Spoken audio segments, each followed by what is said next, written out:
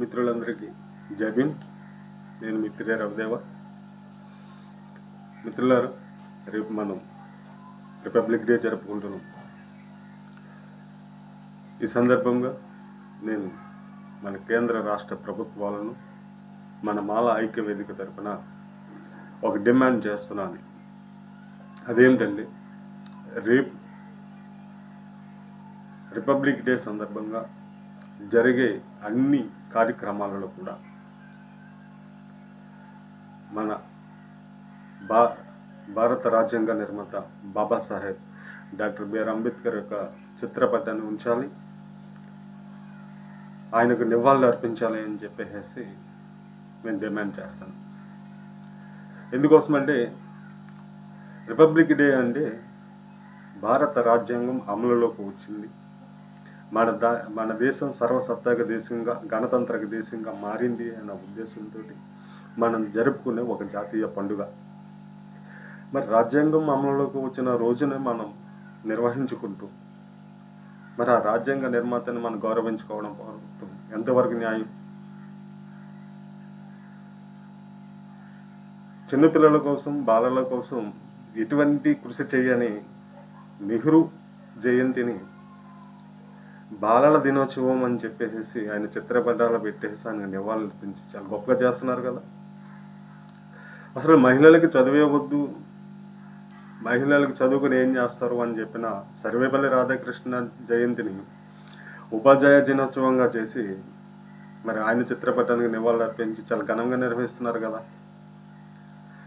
అదేవిధంగా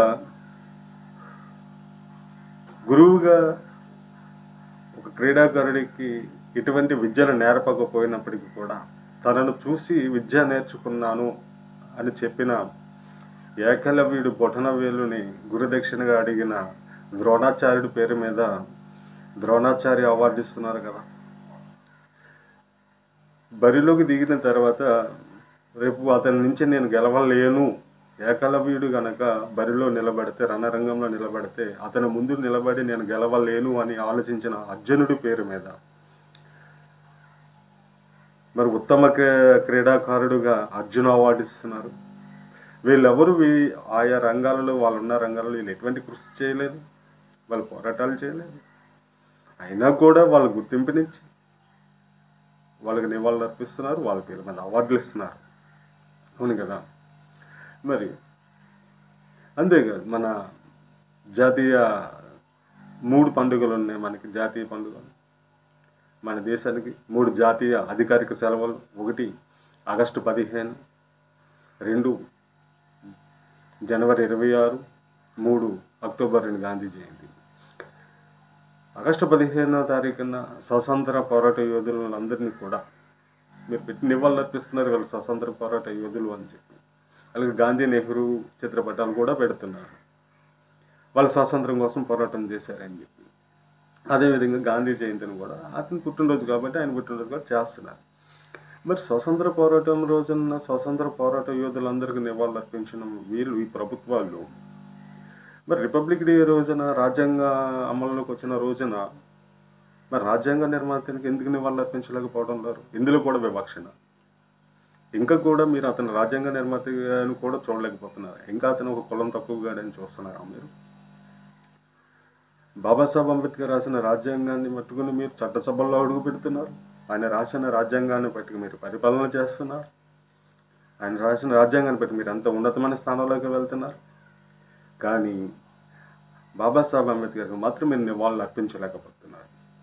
ఇందులో కూడా వివక్ష. ఆయన రాసిన చట్టాలు మీకు కావాలి,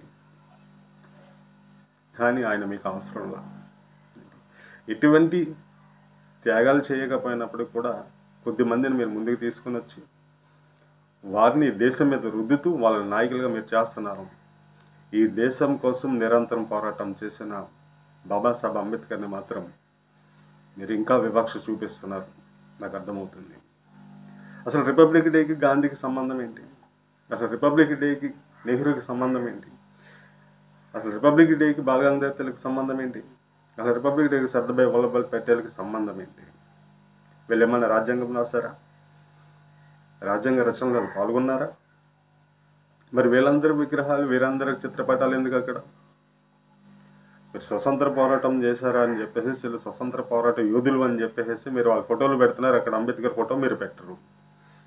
అటువంటిప్పుడు రిపబ్లిక్ డే జరుపుతున్నప్పుడు రిపబ్లిక్ డేకి సంబంధం లేని వీళ్ళందరి ఫోటోలు ఎందుకు?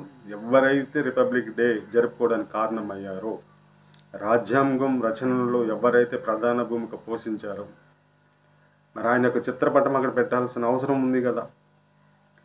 అందుకని మేము డిమాండ్ చేస్తున్నాం మాల ఐక్య వేదిక తరపున, రేపు జరగబోయే రిపబ్లిక్ డే కార్యక్రమాలన్నింటిలో కూడా బాబాసాహెబ్ అంబేద్కర్ యొక్క చిత్రపటాలు ఉంచాలి,